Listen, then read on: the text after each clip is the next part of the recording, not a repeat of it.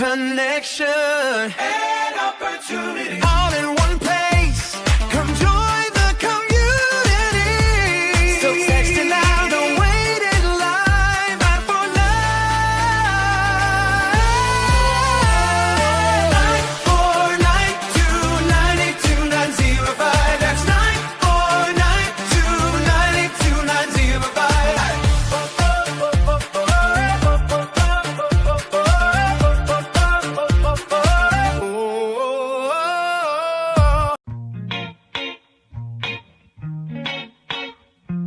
Now I'm at the point you wanna be with me. I'm vibing out at a higher frequency, cause everything that I want and I'm gonna be, it's when I wake up, that's when I start to dream. Someone you love is talking down, here is the plan. Let it fall through like a handful of sand. Nothing happens overnight, what you must understand. If you dwell on the bad, then you don't stand a chance. Something you want upset, saying why it ain't mine yet. That's because now you have yet to change your mindset. People don't put their mind to rest while they're so wired. A lot of people go to sleep and wake up tired. Power of positivity and persistence.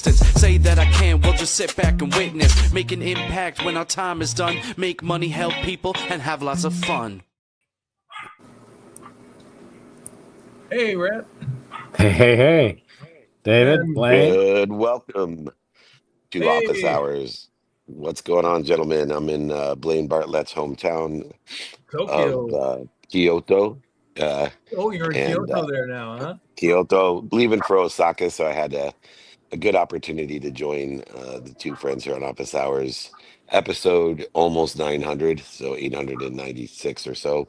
We're rocking and rolling. Anyways, gentlemen, we are blessed. We'll bring on our first guest immediately. Mike Scherer is here, VP of Enterprise Product Management, TNS, the Transaction Network Service.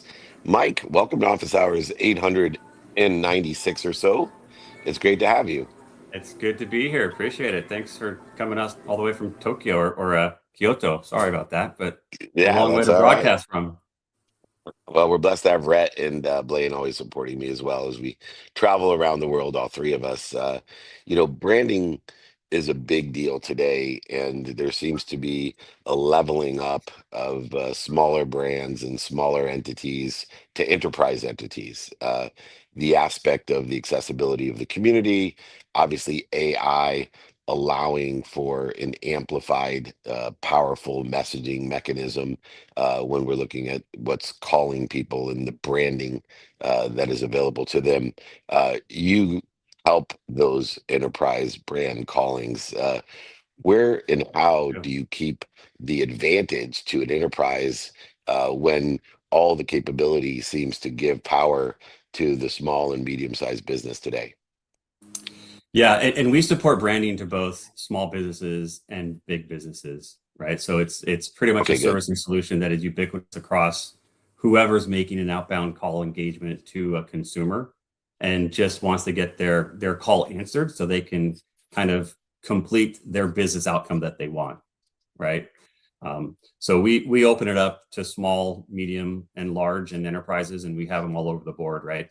And it really, the genesis of the need for this, right, comes from, like, we're all consumers, so we get it. Like, we don't answer our phone calls, because when it's coming from some number that we don't know, right, we just kind of let it ring out and hope they leave a voicemail and hope it's legible, and we can then, maybe call them back and engage with them, right?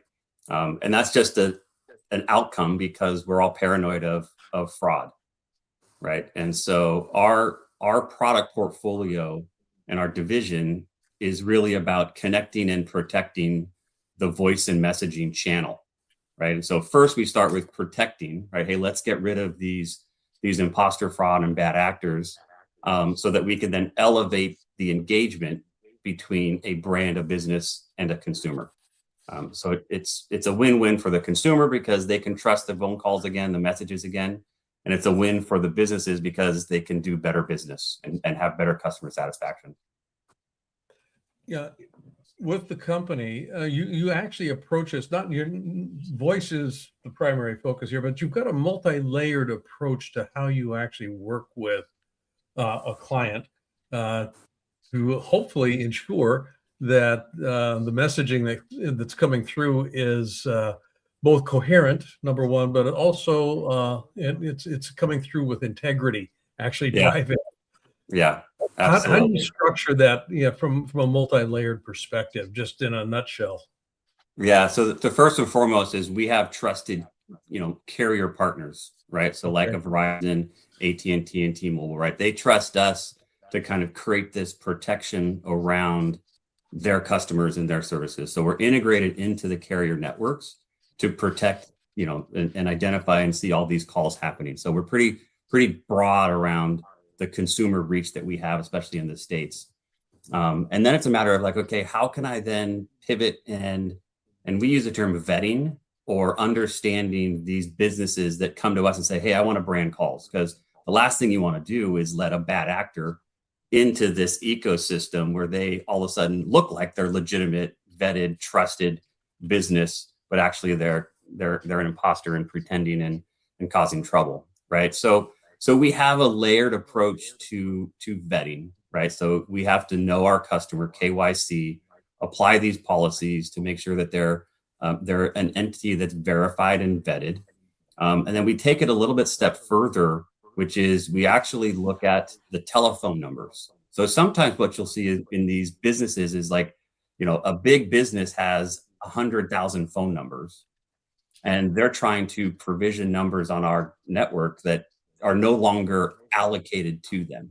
So if you change phone numbers as a consumer, your phone number, you switch numbers, your businesses that are calling you might be calling your prior number because they don't know it's switched. So businesses do the same thing where they switch or port numbers around. So we want to make sure that a bad actor, again, didn't realize that this hospital is no longer using this number, but they had used it in the past, and try to register that number through our service. So we do entity verification and vetting. We do telephone number verification and vetting.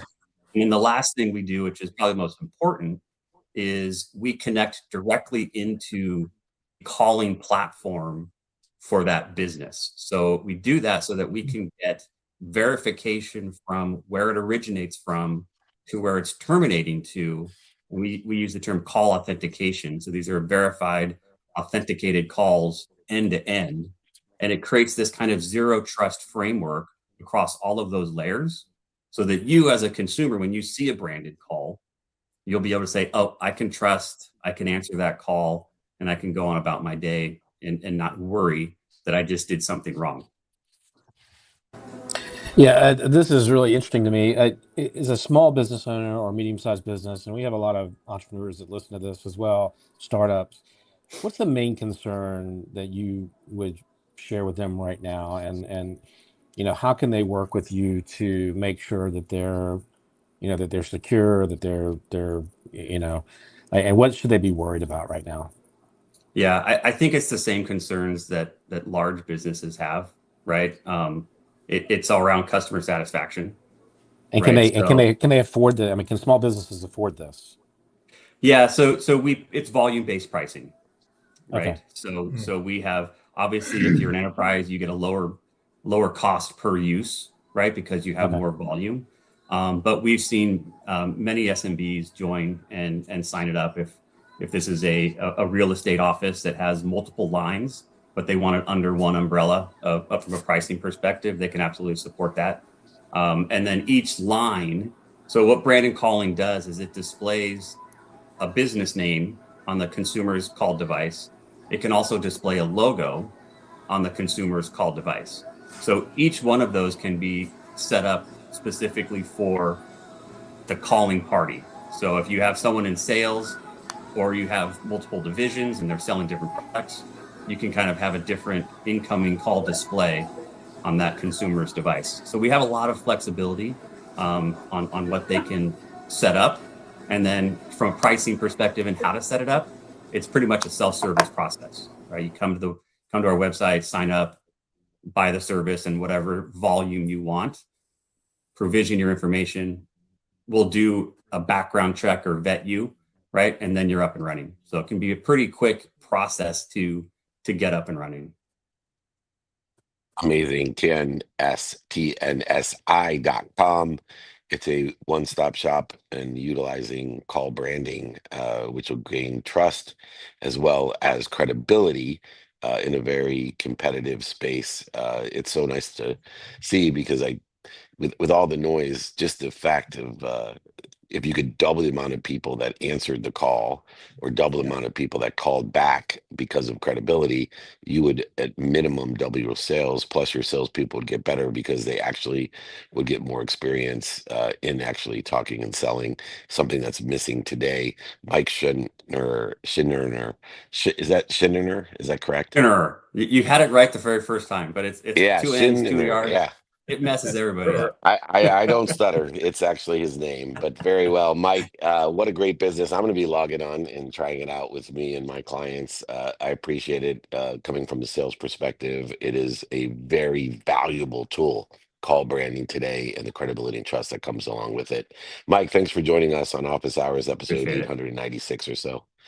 Yep. Amazing. Take care. All right. Thanks. Take care. We got excellent guests today, as usual. Doug is waiting in the wings as we are in Kyoto, Japan. And where are you, Rhett? You look like you're at a staircase. Oh, he's muted. Doug Leby. Is Doug Leby in the house? Hey guys, Washington, Yes. D.C. Washington, D.C., but Doug is here, so let's get to Doug. CEO at Beeline, the amazing Doug Leby joining us on Office Hours, episode 896. I'm going to start with the basics. Who is Beeline and what are you guys up to? yeah, it's pretty esoteric, and thanks for having me. I was a little surprised you guys would have interest because I find it incredibly amazing and I'm passionate about it, but the rest of the world doesn't really know about this hidden workforce. So anybody who's not full-time, we call the extended workforce.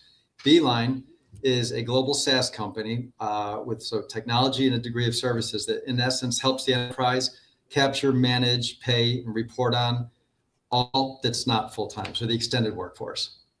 Nice. Yeah. Yeah. It's actually, believe it or not, it's a $3.8 trillion industry, which Oh, I to give you believe it. context And would growing, be the size and growing. of like France or United Kingdom. Yeah, no, and it's growing. So Yeah, exactly right. Absolutely amazing. Blaine, what are you thinking? Well, yeah, I mean, this hidden workforce sort of a concept, and to your point, I think, Doug, most people don't really appreciate just the complexity of it and the variability, that's involved with this, because we're looking at, oh my gosh, how do you describe it here? Contingent workers, independent contractors, consultants, outsourced services, shift workers, AI agents, and the list goes on. Correct. And what's interesting from an owner's perspective is that each one of these has a different compliance portfolio that I would be well advised to be paying some attention to. That's right. Both from a reporting perspective, but also just from a liability perspective. How does your platform actually take into account that broad variety and give me as an owner enough actionable data that I don't feel overwhelmed by it?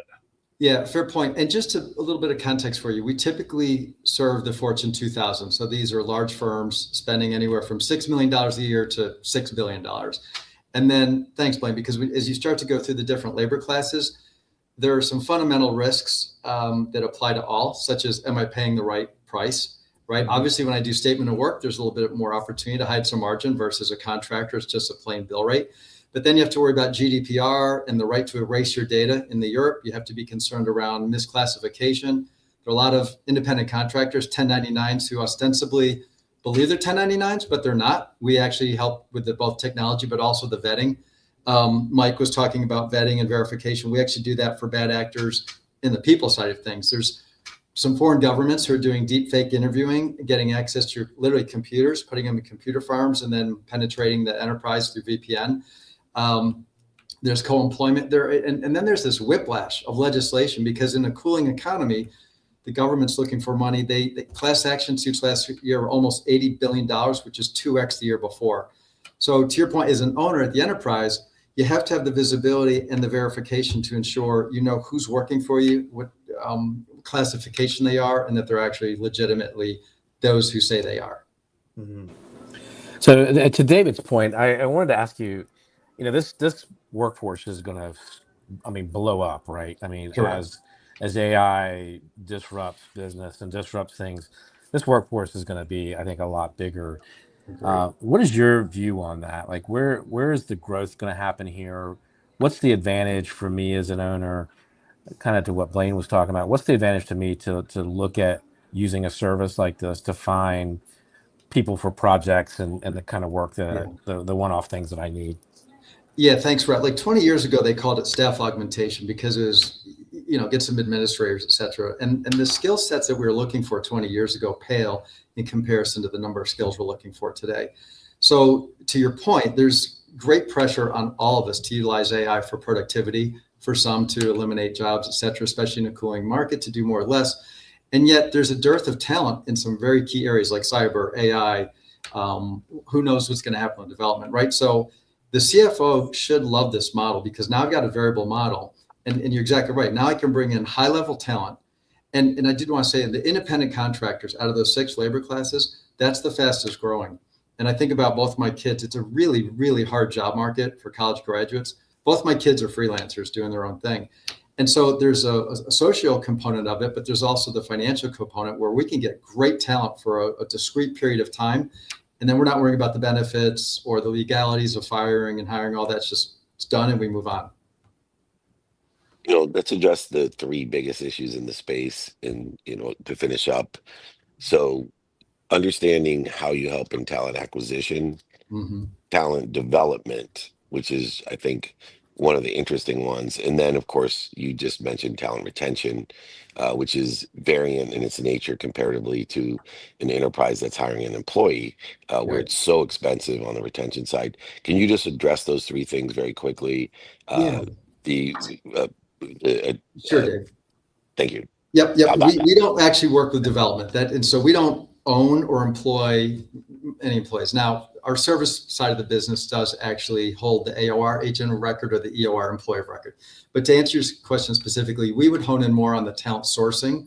And so there are staffing firms, there are consulting firms, there are freelance. All these folks are looking for work with, for example, for the Mag 7 are our clients. So it's that type of a clientele.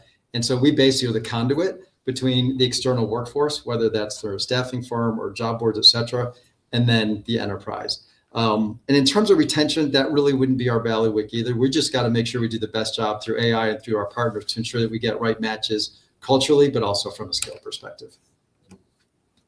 It'll get expensive if you're not bringing the right talent. Dead It on. could be an aspect. Dead on. Yeah. So, well, very, very, that's amazing. I'm glad we learned more about, and we will know more about Beeline. That's for sure. Nice. That one of the fastest growing areas of employment. Just go to beeline.com if you are looking for a great partner to no longer just look at a head count and look at capability aligned with what's doing well, what's stable, and what you think is doing well. Beeline is there to help you. The CEO at Beeline, Doug Leby. Thanks for joining us. We will invite you back. Promise us we'll see you soon. Pleasure. Thanks a bunch. That's Thanks, Doug. awesome. All right, now I got a treat for you. Our anchor client passenger today is an amazing, from nothing to over $3 billion. The amazing Matt Ebert is in the house from Crash Champions, CEO and founder. Look at that. What's going on, Matt Ebert? Hi, David. I'm in the big bright room today, so good to see you. I've been in that room in one of the best studios there in Illinois, that's for sure. And let's just talk about CEOs today. You're a CEO of one of the most successful companies in America, Crash Champions.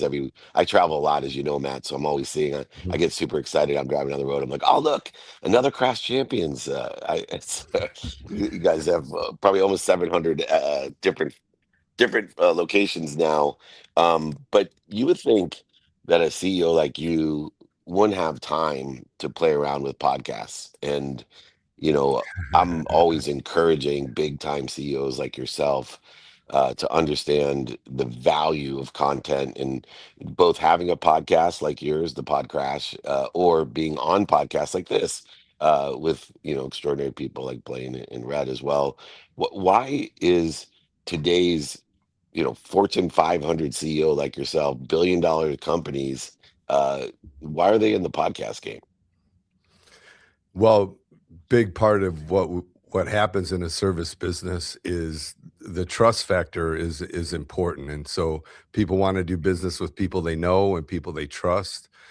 We're in a business where people don't need us often, every 10 years or so on average, and so this was a strategy that we pursued to get that trust factor up where people can attach a face to the business. They can get to know me through other communications, on the podcast, through social media, etc. And that's how it started. It started with really just social media, and then rather than follow myself around with cameras all day to get content, the podcast seemed like a much smarter way to go about it. And you could also then leverage guest audience and start to grow our audience. And that's how we went to it. And my reviews are positive. It ends up being more work than you want it to be. That's for sure. But as far as getting the name out there and letting people know who you are, it's definitely been a great avenue for us. But You know, it also 1 second, Blaine. Sorry. Yeah, go ahead. But it also internally, a lot of people don't understand when you have thousands of employees, it's a huge benefit to communicate and build, talent acquisition, talent development, because you can message your own employees through your podcast, and they don't have an opportunity to meet you and to get to know you when you're in thousands and thousands of employees, which will help again with the most expensive side of employees, which is retention.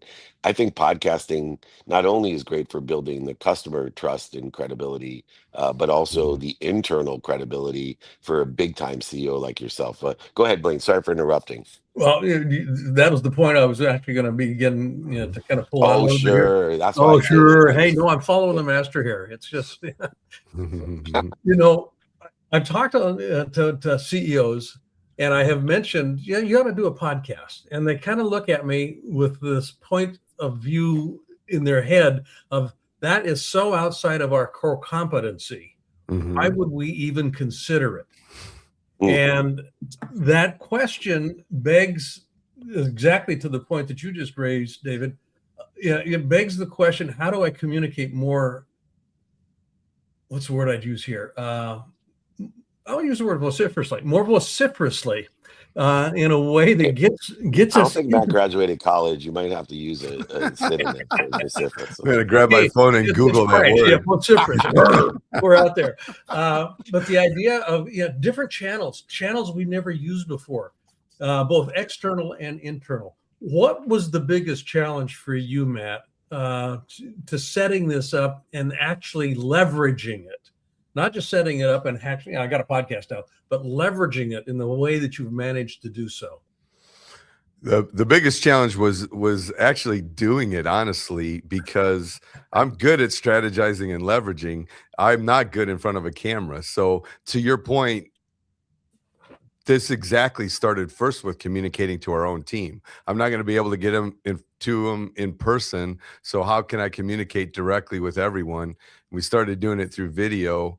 My first video was so bad, we probably did 100 takes, and they decided to just do the audio and make a cartoon out of it. That's how bad of a hot mess it was at first. So there is that benefit, though, as you get through reps, as you do it more and more, it has, I believe, improved my ability to communicate. It's definitely improved my ability in front of a camera, should that ever be needed. Because before you couldn't even use the video part of it. So I'm nowhere near a master yet, but I'm a little bit further up from a disaster. And you're a poet. You're a poet now. Yeah, far from a disaster, Matt. One of the things I'd love to ask you about is, you do have such a big team, and you are using video to communicate with that team. How do you share your vision and your the things that you're thinking about, the things that you believe? How are you sharing that with your team on video, and how do you, because I think it's with that many locations, with 650, 700 locations, that's a massive job, right? For everybody to be dialed in on the vision, mission, and how you want things to be.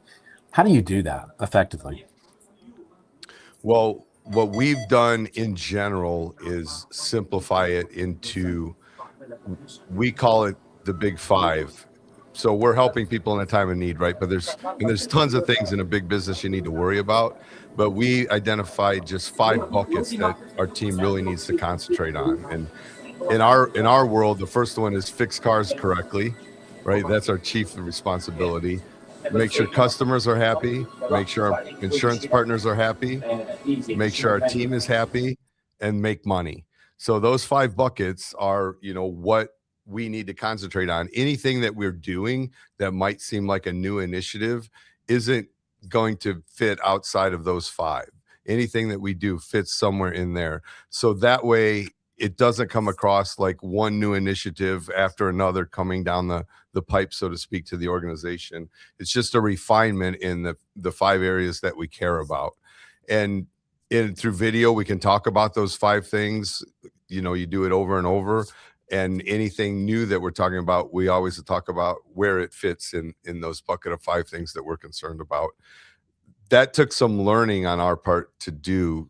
We made the organization seasick with so many different things we were trying to do at one time or another. And so to turn the ship with less disruption, we've learned to really speak in, here's 5 things we're always trying to do, and this is going to help us do XYZ and contribute to it. And Matt, to finish up, my mission is aligned with those 5 things, which is why I love doing work with you, and David John loves doing work with you, and a lot of these big thought leaders are attracted to what you're doing.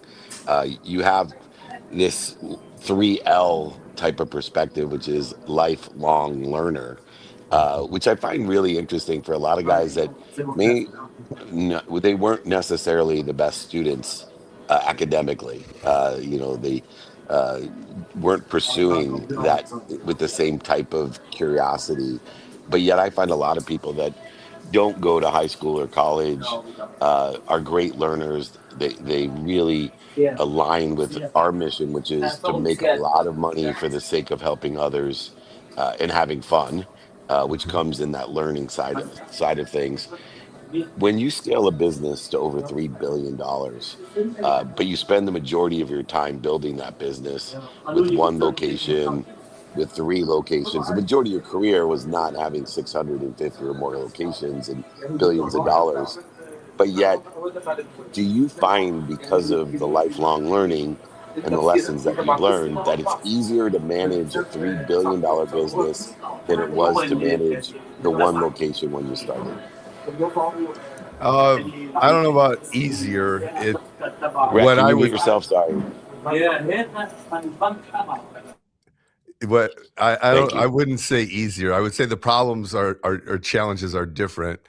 What I have known is if I don't learn how to manage bigger or manage more or deal with something, I'll be the bottleneck to the growth of the company. So part of the drive for me has been I have to learn and stay ahead of where I need to be to lead the company, or else I make a lot more as a shareholder than I do for the role. So I'll have to fire myself if I end up holding this up, to be honest. So it's really been, I never wanted to be the holdup for where the company needs to go.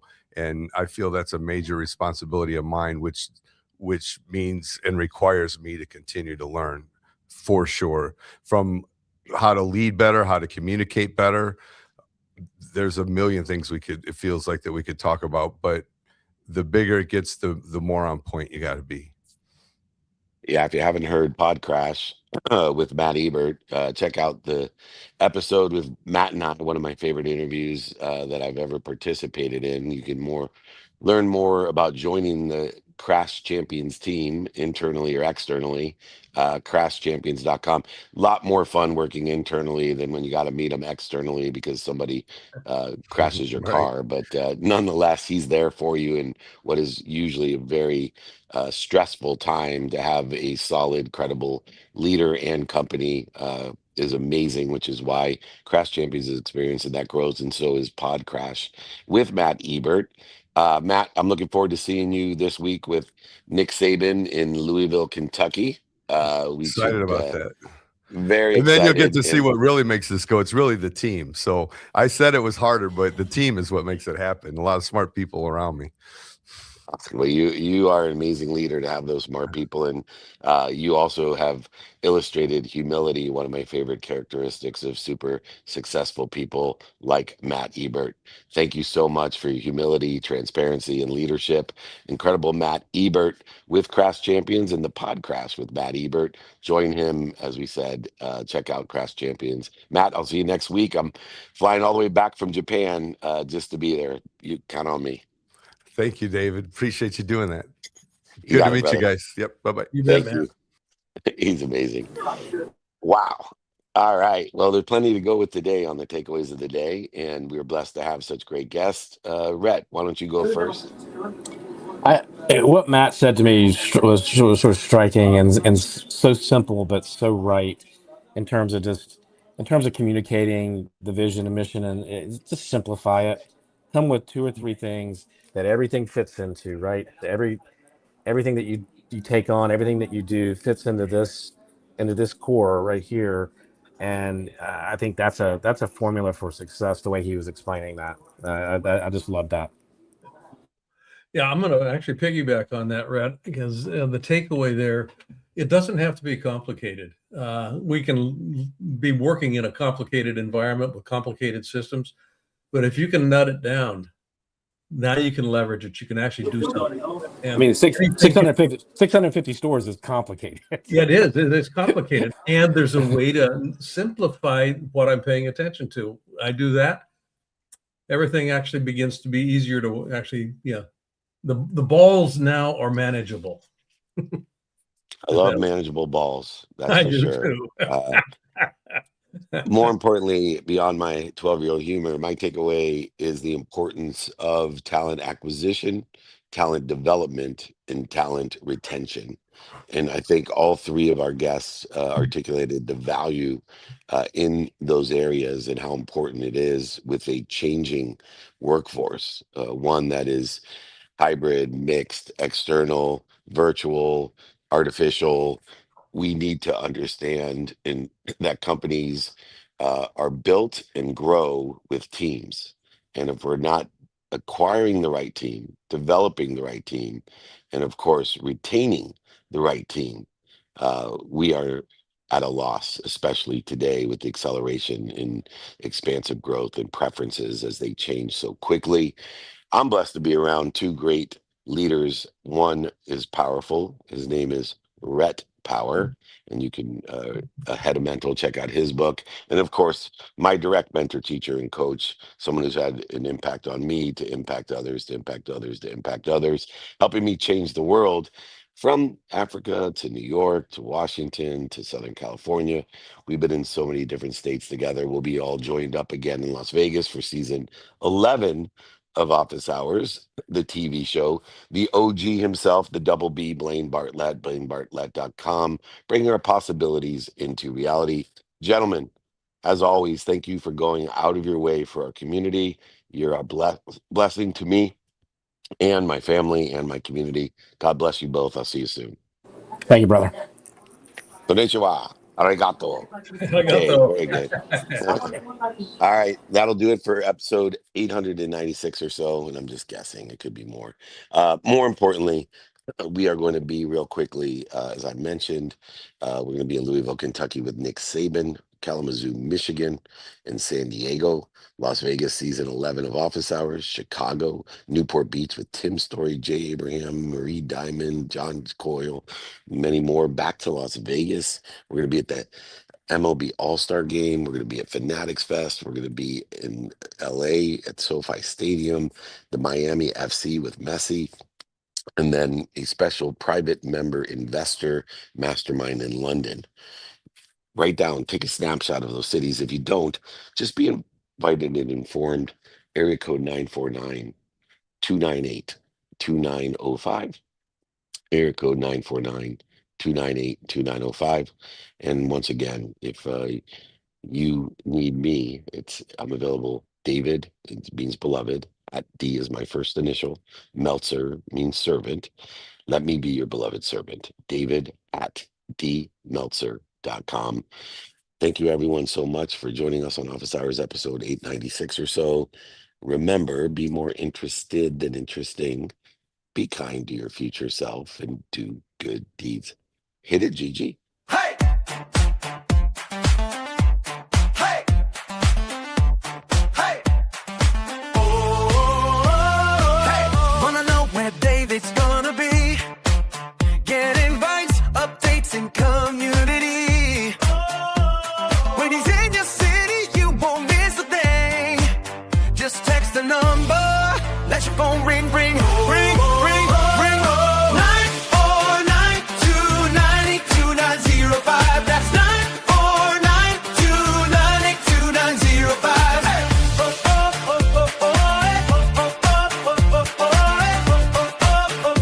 Hey! Events, connection, and opportunity, all in one place. Come join the community. So text it now, don't wait in line. 949-292-905. That's 949-292-905.